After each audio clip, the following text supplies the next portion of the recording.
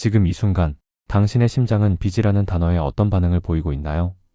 아마도 대부분의 사람들처럼 긴장하고 있을 겁니다.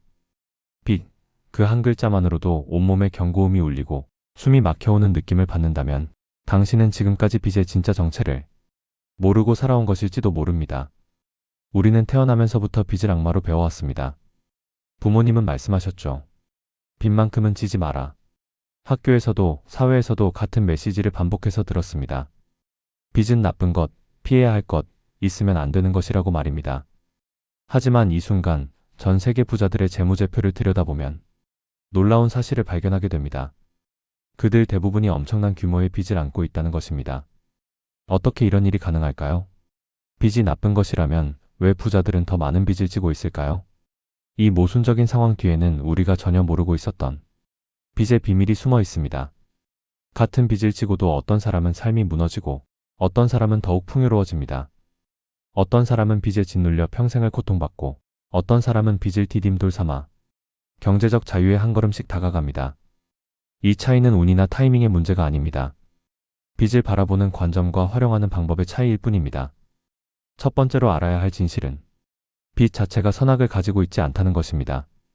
빚은 본질적으로 중립적인 도구에 불과합니다. 마치 칼이 요리사의 손에서는 맛있는 음식을 만드는 도구가 되지만 잘못 사용하면 위험한 무기가 되는 것과 같습니다. 빚도 마찬가지입니다. 어떻게 사용하느냐에 따라 독이 될 수도 약이 될 수도 있는 것이죠. 부자들이 빚을 대하는 첫 번째 원칙은 빚을 자산 증식의 레버리지로 활용한다는 것입니다. 그들은 내 돈만으로는 절대 살 수 없는 규모의 자산을 빚을 통해 취득합니다. 예를 들어 1억 원의 자기 자본으로 1억 원짜리 부동산을 사는 대신 4억 원을 추가로 대출받아 5억 원짜리 부동산을 삽니다. 만약 부동산 가치가 10% 상승한다면 첫 번째 경우에는 1천만 원의 수익이지만 두 번째 경우에는 5천만 원의 수익을 얻게 됩니다. 같은 기간, 같은 시장 상황에서 5배 더 많은 수익을 만들어낸 것이죠. 물론 위험도 5배 커집니다. 하지만 부자들은 이 위험을 단순히 감내하는 것이 아니라 철저히 계산하고 관리합니다.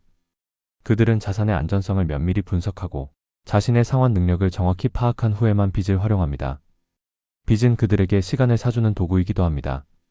10년 동안 돈을 모아서 집을 사는 대신 지금 당장 빚을 내서 집을 사고 그 집에서 나오는 임대료로 대출금을 상환하면서 동시에 자산 가치 상승의 혜택까지 누리는 것입니다. 하지만 여기서 중요한 것은 모든 빚이 같지 않다는 두 번째 진실입니다. 부자들은 빚을 두 가지 카테고리로 명확히 구분합니다. 나쁜 빚과 좋은 빚 말입니다. 나쁜 빚은 당신의 주머니에서 돈을 계속 빼가는 빚입니다. 신용카드로 명품 가방을 할부로 산다면 그 가방은 시간이 지날수록 가치가 떨어지면서 동시에 높은 이자까지 물어야 합니다. 자동차 할부도 마찬가지입니다. 차는 굴릴수록 가치가 하락하는데 대출 이자는 계속 나가야 하죠. 이런 빚들은 당신을 더 가난하게 만드는 빚입니다. 반면 좋은 빚은 당신의 주머니에 돈을 넣어주는 빚입니다. 투자용 부동산을 위한 대출이 대표적입니다. 월 대출금이 200만 원이라면 월세 수입이 250만 원인 부동산에 투자하는 것이죠. 매달 50만 원씩 현금이 들어오면서 동시에 부동산 가치까지 상승한다면 이는 분명히 좋은 빚입니다. 사업 자금 대출도 마찬가지입니다. 빌린 돈으로 더 큰 수익을 창출할 수 있다면 그 빚은 당신을 부자로 만드는 도구가 됩니다. 부자들의 포트폴리오를 보면 흥미로운 패턴을 발견할 수 있습니다. 그들은 나쁜 빚은 거의 없지만 좋은 빚은 상당히 많이 가지고 있습니다. 왜냐하면 좋은 빚은 그들의 자산을 가속화시키는 엔진 역할을 하기 때문입니다. 물론 여기에는 중요한 전제가 있습니다. 그 빚으로 취득한 자산이 안정적으로 빚의 이자보다 높은 수익을 내야 한다는 것입니다. 세 번째이자 가장 중요한 비밀은 부자들이 빚을 감정이 아닌 계산으로 대한다는 것입니다. 일반인들은 빚을 질 때 이렇게 큰 돈을 빌려도 괜찮을까? 만약 갚지 못하면 어떻게 하지? 같은 감정적인 불안에 휩싸입니다. 하지만 부자들은 빚을 대할 때 감정을 완전히 배제하고 오직 숫자로만 판단합니다. 그들의 머릿속에는 정교한 계산기가 돌아가고 있습니다. 대출 금리는 연 4%인데 이 돈으로 투자할 자산의 예상 수익률은 연 7%다. 그렇다면 연 3%의 순수익을 낼 수 있다. 내 현재 현금 흐름으로는 월 상환금을 충분히 감당할 수 있다. 만약 최악의 상황이 와도 자산을 처분해서 원금을 회수할 수 있다. 이 모든 조건이 맞아떨어질 때만 빚을 활용하는 것입니다. 더 나아가 부자들은 빚의 구조까지 최적화합니다. 금리가 낮은 시기에는 장기 고정금리로 빚을 묶어두고 인플레이션이 예상될 때는 실질적으로 빚의 부담이 줄어드는 효과까지 계산해 넣습니다. 또한 세금 혜택이 있는 빚을 우선적으로 활용하여 절세 효과까지 극대화합니다. 그들에게 빚은 두려움의 대상이 아니라 치밀하게 관리해야 할 비즈니스 파트너와 같습니다. 이 파트너와의 관계를 어떻게 설정하느냐에 따라 손해를 볼 수도 이익을 볼 수도 있기 때문에 더욱 신중하고 전략적으로 접근하는 것입니다. 빚을 잘 활용하는 사람들의 또 다른 특징은 항상 여러 개의 시나리오를 준비해 둔다는 것입니다. 최선의 시나리오에서는 얼마의 수익을 낼 수 있고 최악의 시나리오에서는 어떻게 대처할 것인지를 미리 계획해 둡니다. 이런 철저한 준비가 있기 때문에 빚을 활용하면서도 안정감을 유지할 수 있는 것입니다. 하지만 여기서 오해하지 말아야 할 점이 있습니다. 부자들이 빚을 활용한다고 해서 무작정 빚을 늘리라는 뜻은 아닙니다. 그들도 자신의 상황과 능력을 정확히 파악한 후에 신중하게 빚을 활용합니다. 빚은 분명히 위험한 도구이기 때문입니다.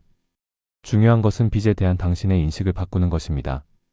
빚을 무조건적인 악으로 보는 시각에서 벗어나 상황에 따라 활용할 수 있는 금융 도구로 바라보는 것입니다. 물론 이를 위해서는 충분한 공부와 준비가 필요합니다.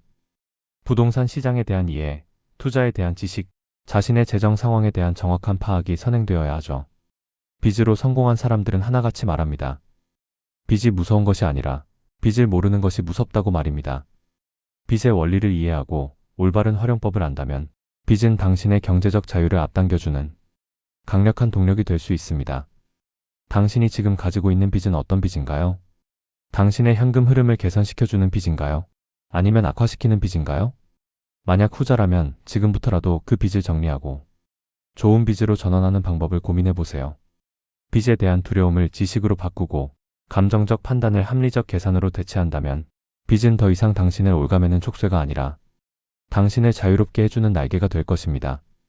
지금 이 순간부터 빚을 새로운 시각으로 바라보세요. 그리고 빚이 가진 진짜 힘을 당신의 것으로 만들어 보세요.